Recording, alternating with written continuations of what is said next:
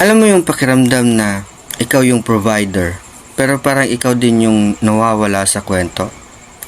Yung ikaw ang dahilan kung bakit may bigas sa lamesa, pero ikaw din ang wala sa hapag. Yes, this episode is for those working away from the family. OFWs, seafarers, taga-BPO night shift, call center sa Makati, construction sa Saudi, o kahit grab driver sa gabi. Kung ikaw yun, saludo ako sa'yo. Pero may kaunting kurot din sa puso.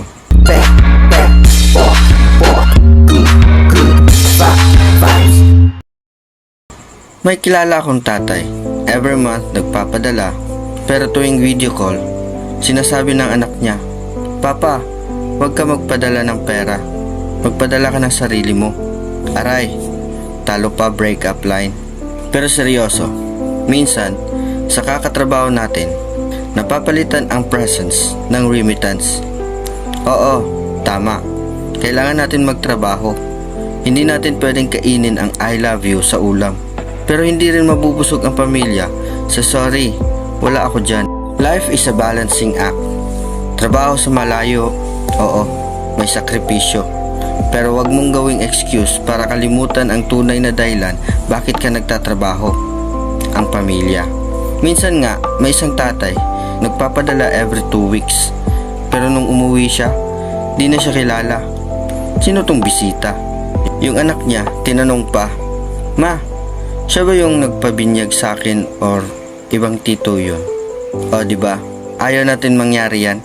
Mga ka-vibes, tandaan mo, hindi lang gutom sa tiyan ang dapat mong pakainin, kundi gutom din sa atensyon, sa oras, sa yakap.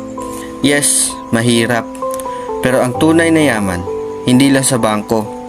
Ang tunay na yaman, yung uuwian mong pamilya na kilala ka, mahal ka, at kasabay mong tumatanda.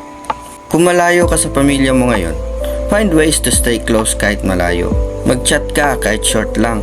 Mag-video call kahit sandali. Magpadala ng voice note na may "I love you" at "Hoy, gising na." Minsan yung maliit na effort, malaki ang impact. Remember, connection is not just physical, it's intentional. Kung natawa ka man, natamaan o na-inspire, like, follow, or subscribe ka na. At kung may gusto kang i-comment, lalo na kung may ayaw ka sa content ko, comment mo lang. Matuto rin ako sa feedback mo. Basta tandaan mo lang, ang buhay parang trabaho sa malayo. Minsan masakit, pero kung para sa pagmamahal, kaya nating tiisin. Pero wag din kalimutan, mahalaga ka rin.